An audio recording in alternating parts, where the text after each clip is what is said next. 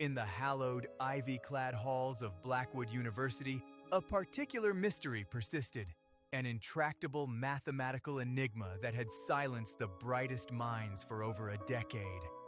Yet, amidst the fervent academic pursuit, a quiet rhythm unfolded, largely unnoticed by all who walked those storied corridors. As twilight deepened, the last professors would depart, leaving the grand lecture halls to the hushed dominion of the night, their voices echoing softly in the empty air. This was the moment when Rowan, the university janitor, would begin his nightly rounds, a solitary figure moving with purpose. For 20 long years, Rowan had swept floors and polished desks, a constant, unobtrusive presence in the academic machinery. His hands, though calloused from work, moved with a surprising tenderness over the antique wood and dusty chalkboards. But once his duties concluded, a different, more personal ritual would begin for him, one known to no other soul within Blackwood's venerable walls. He would often linger, not to rest, but to attend the echoes of the day's profound intellectual pursuits. He would settle into the back rows, bathed in the dim glow of emergency lights, and meticulously transcribe the remaining notes from blackboards into his own well-worn notebooks, absorbing every lingering idea. Each stroke of chalk became a whispered lesson, a secret shared only with him. His small, cramped apartment, nestled in a quiet corner of the city, became a silent archive, its shelves overflowing with hundreds of notebooks, each one a testament to his tireless intellectual hunger. These were not just copies, but expansions. Inside, Rowan had not merely recorded what he heard. He had built upon it, weaving connections across disciplines, pondering implications, and meticulously exploring every tangential possibility. His mind, though self-taught, possessed an extraordinary depth and insight. Back at the university, the unsolvable problem continued to loom, a vexing shadow over the mathematics department.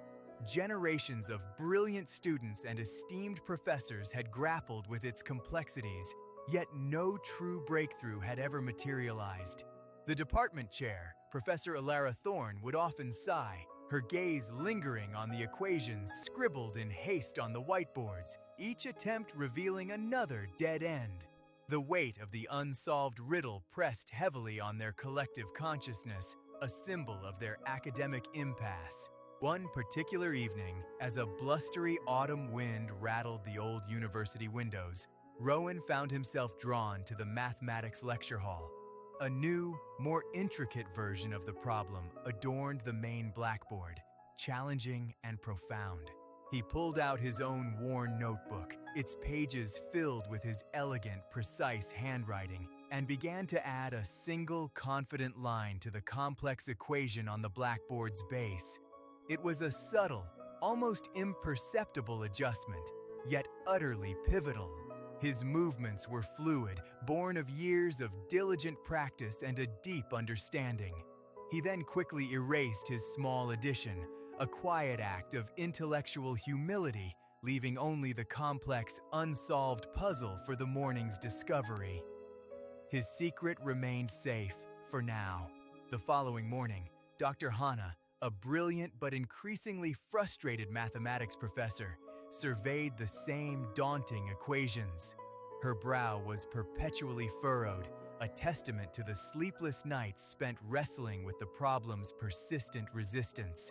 She ran a hand through her already disheveled hair, the weight of the department's stagnation heavy on her shoulders. So many promising avenues had led only to dead ends. So many late nights yielded no fruit, only further questions.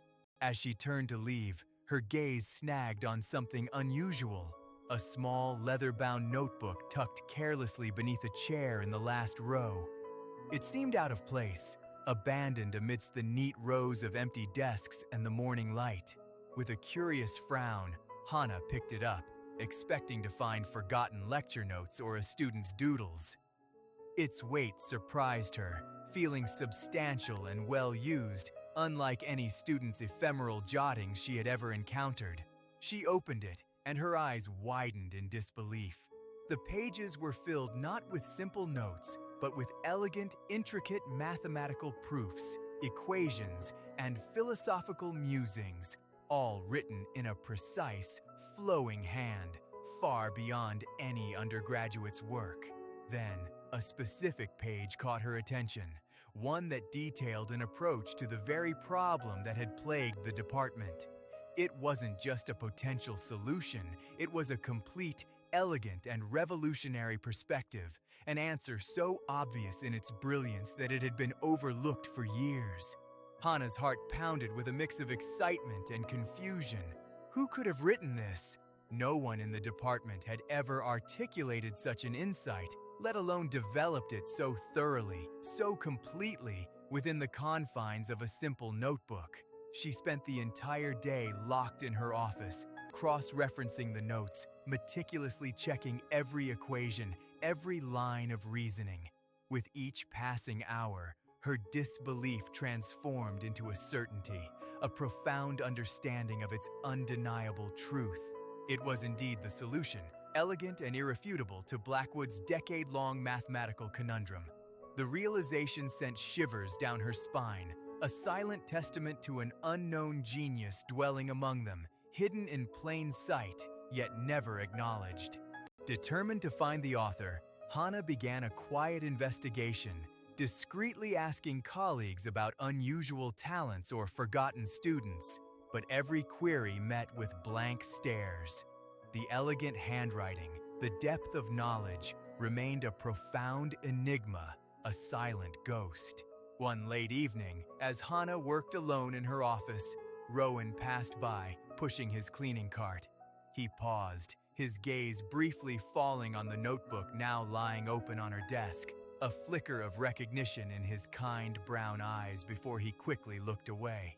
It was a tiny detail, easily missed, yet Hannah's sharpened senses, honed by days of intense focus, registered it. A spark of intuition ignited, a fragile thread connecting the anonymous genius to the unassuming janitor, a thought almost too absurd to entertain. The next day, Hannah deliberately left the notebook on her desk, its pages open to the solved problem, when Rowan inevitably passed. She then called out to him, her voice gentle. Rowan stopped, his back to her, and Hannah spoke quietly. "Excuse me, Rowan. I think this might belong to you." Rowan slowly turned, his gaze falling upon the open notebook, its familiar leather and precise script undeniable. A blush crept up his weathered cheeks, a mixture of surprise and quiet embarrassment. He murmured, his voice barely a whisper, "Oh, yes, I must have forgotten it." Hannah offered him a soft, understanding smile, her eyes sparkling with curiosity and awe. She spoke, her voice warm. These are incredible, Rowan. I've never seen anything quite like them. This solution, it's truly groundbreaking." Rowan's eyes, usually so composed, flickered with a raw vulnerability. He shifted his weight, unsure how to respond to such direct praise. He finally said, his voice hesitant, "It's just something I do, after hours, a hobby really." Hannah slowly rose from her chair, approaching him with a respectful gravity. She held the notebook out to him, her gaze earnest. She said softly, "Rowan, this isn't just a hobby.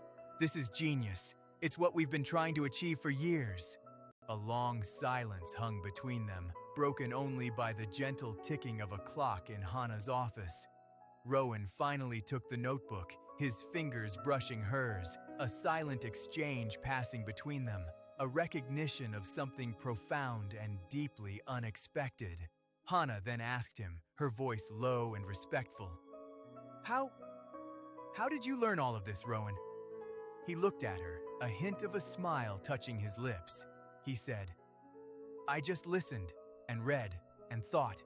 The university has taught me more than any classroom could have."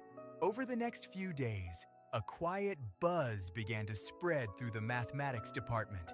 Hannah, with Rowan's reluctant permission, presented his solution to the faculty, attributing it initially to an anonymous contributor. The brilliance was undeniable. Professors pored over the proof, initially skeptical, then captivated. The intricate logic, the elegant simplicity, the sheer audacity of the breakthrough left them speechless, completely reshaping their understanding of the problem's very nature. The validation was swift and absolute. The anonymous contributor was hailed as a genius.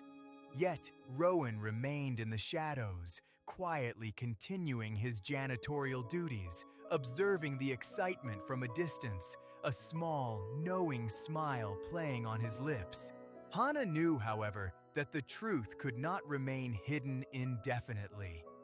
She sought out Rowan once more, finding him in an empty classroom, quietly polishing a desk. She spoke with gentle urgency. "Rowan, this can't be anonymous forever. This discovery belongs to you." Rowan turned, his gaze distant, as if weighing years of quiet anonymity against a sudden, daunting spotlight. He finally replied, his voice soft but firm. "I don't need the recognition, Dr. Hannah. The learning itself was always the reward for me." Hannah stepped closer, her tone reflecting a deeper understanding.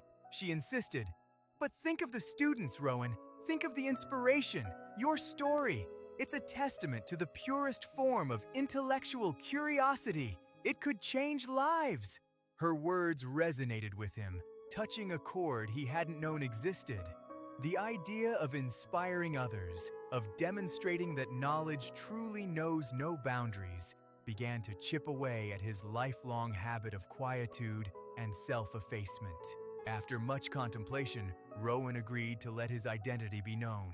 The university prepared a special event, an assembly where the solution to their longest-standing puzzle would finally be attributed to its true author, a moment anticipated with immense excitement.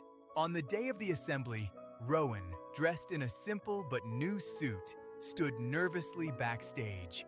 Hannah offered him a reassuring smile, her hand briefly touching his arm, her pride in him evident in her bright, encouraging eyes. The department chair took the stage, building the suspense before finally announcing Rowan's name.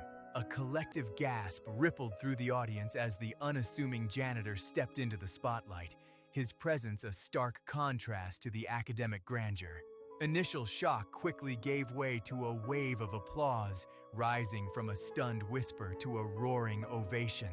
Students and professors alike rose to their feet, honoring not just the brilliance, but the quiet dedication it represented, the unseen journey.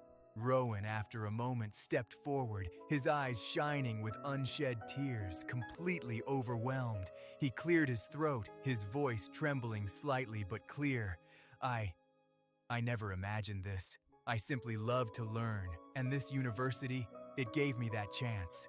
From that day forward, Rowan's life at Blackwood was irrevocably changed. He was offered a scholarship, not to matriculate as a student, but to become an honorary research fellow, his unique insights now a valued asset to the mathematics department. He eventually even delivered guest lectures, his explanations of complex theories rendered with a refreshing clarity and an infectious, humble passion. Students flocked to hear him, drawn by his extraordinary story and his deep, intuitive grasp of the subject. Hannah and Rowan often shared tea in her office, discussing new mathematical challenges, a comfortable companionship blossoming between them. She once mused, "It's as if you were always meant for this, Rowan, even when no one knew." Rowan would simply smile, a knowing glint in his kind eyes. He replied, "Perhaps, but the best part was always the journey itself, the quiet moments of discovery when no one was watching." His new role brought him into contact with countless aspiring scholars, each one touched by his story. He encouraged them to seek knowledge wherever they could find it, emphasizing that formal titles and recognition were secondary to the pure act of learning. He still carried a small new notebook with him, though now he often used it to jot down new ideas, no longer needing to hide his intellectual pursuits. It was a tangible symbol of his transformation, his journey from the shadows into the light of academic respect. The profound problem, once a symbol of intellectual impasse, now stood as a testament to the hidden brilliance that can blossom in the most unexpected corners, nourished by quiet dedication and an unyielding thirst for understanding. And though Rowan now walked openly among the scholars, his deepest joy remained in the act of learning itself, in the quiet contemplation of complex ideas, a timeless pursuit that transcended titles and accolades. His journey became a legend,